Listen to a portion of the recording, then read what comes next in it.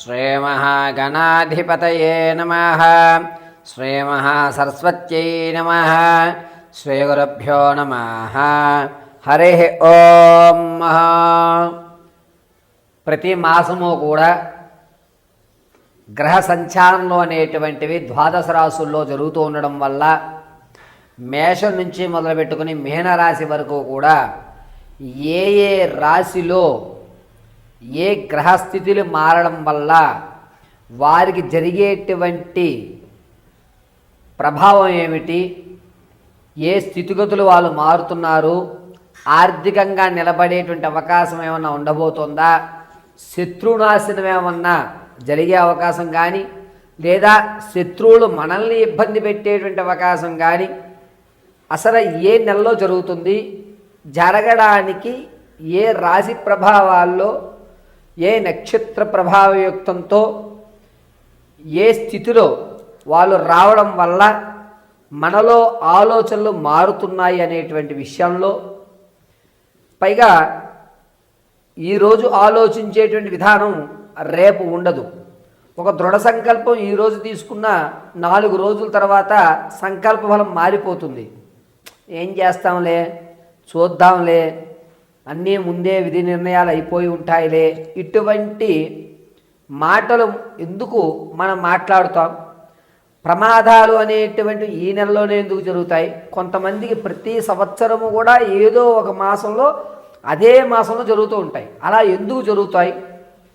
వీటన్నిటికీ గల కారణాలు ప్రధానంగా ఏమిటి అంటే, నక్షత్ర ప్రభావాల యుక్తంతో రాసులలో నవనాయకుల యొక్క సంచారణ మారడం వల్ల జరగటం అనేటువంటిది జరుగుతుంటుంది.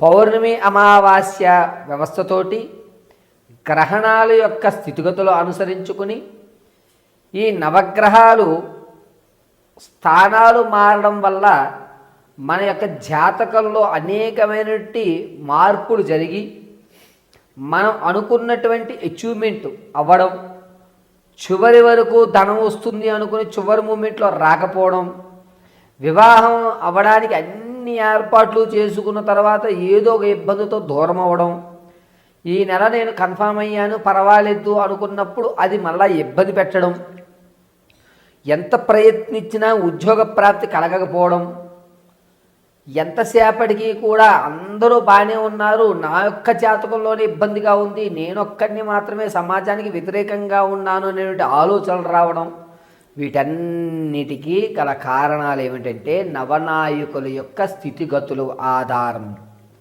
ఇప్పుడు మనం మార్చి 15వ తారీఖు నుంచి ఏప్రిల్ 18వ తారీఖు వరకు కూడా రవి స్థానం మారుతూ ఉండడం వల్ల మేషం నుంచి మొదలు పెట్టుకుని మీనరాశి వరకు కూడా ఏ విధమైనటువంటి స్థితిగతులు మారుతున్నాయి అనేటువంటి విషయాన్ని మనం చర్చించుకుంటాం. ఏ విధంగా వీరు ఆర్థికంగా కానీ లేదా వీరి ఆలోచన విధానంలో ఏమైనా మార్చుకోవాలా, ఈ నెల నుంచి వచ్చేటువంటి నెల వరకు కూడా వీరి యొక్క ఆలోచన యుక్తం మారడానికి ఏ విధమైన రెమెడీస్ చేసుకోవాలి, అదేవిధంగా కోర్టు సంబంధితం కానీ భార్యాభర్తల మధ్య చికాకులు కానీ లేకపోతే విద్యలో ఉన్నతమైన స్థితిగతులు పొందడం కానీ మీరు అనుకున్నటువంటి రంగంలో అనుకున్న విధంగా మీ యొక్క విజయకేతనం ఎగరవేయడానికి అనుకూల వాతావరణాలు ఎప్పుడు కలుగుతాయి, వీటన్నిటినీ మనం చాలా క్షుప్తంగా చాలా ఈజీగా మనం ఈ వీడియోస్ నుంచి తెలుసుకుంటాం. ఎక్కడి నుంచి? మేషం నుంచి మొదలుపెట్టుకుని మీనరాశి వరకు కూడా రవి సంచరించడం వల్ల జరిగేటువంటి స్థితిగతులు.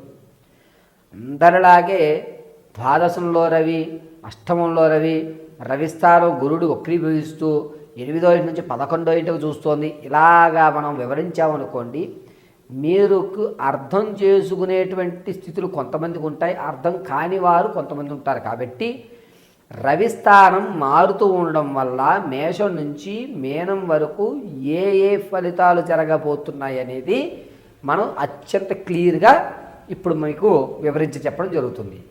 ఈ రవి సంక్రమణ జరగడం అనేటువంటి దాని వల్ల జరిగేటువంటి ప్రభావాలు కేవలము గోచార రీత్యా మాత్రమే తెలియజేస్తున్నాను. ఇది గుర్తుపెట్టుకోండి, నేను తెలియజేసేది కేవలం గోచార రీత్యా మాత్రమే. వ్యక్తిగతంగా కాదు. ఈ విషయాన్ని దృష్టిలో పెట్టుకుని చక్కగా నేను చెప్పేటువంటి మేషం నుంచి మీనం వరకు కూడా రానున్న మార్చి 15వ తారీఖు నుంచి ఏప్రిల్ 18వ తారీఖు వరకు జరిగేటువంటి విపత్తులు, దానివల్ల తీసుకోవాల్సిన జాగ్రత్తలు, మనం ఎదరికి వెళ్ళాలంటే ఏ విధంగా ఉండాలి అనేటువంటి మన కఠినమైన నిర్ణయాలు ఇప్పుడు మనం తెలుసుకుందాం.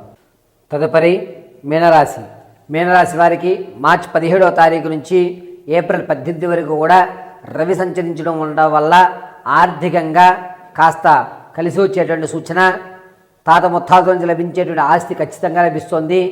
ఆలోచన ద్వారా కూడా చురుగ్గా ఉంటుంది. మీరు అనుకున్న పనుల మీద మాత్రమే మీరు కాన్సన్ట్రేషన్ పెడతారు. ఎవరు ఏమనుకున్నా నేను చేసే పని చేసే తీరుతానని మొండి వైఖరత్వంగా ముందుకు వెళ్ళడం జరుగుతుంది. పైగా ఈ నెలలో మీ యొక్క స్థానాన్ని, అంటే ఉన్న ఇల్లు మారడం కానీ లేదా ప్రాంతాన్ని మార్చేటువంటి అవకాశం కానీ ఎక్కువగా గోచరిస్తుంది. ఈ మీనరాశి వారు మీ యొక్క ఆలోచన ధోరణి అంతా కూడా చాలా క్లియర్గా ఉంటుంది. మీరు మీ యొక్క సొంత అభిప్రాయాలను ఎవరికి కూడా షేర్ చేయరు. శత్రువులు మిమ్మల్ని చూసి భయపడేటువంటి అవకాశం లభిస్తుంది. రాజకీయ నాయకులకు కొంచెం ఇబ్బందిదాయకంగా ఉంది. జనాల్లో ఆదరణ తగ్గుతుంది. విద్యార్థులకు జ్ఞాపకశక్తి పెరిగేటువంటి అవకాశం గోచరిస్తుంది.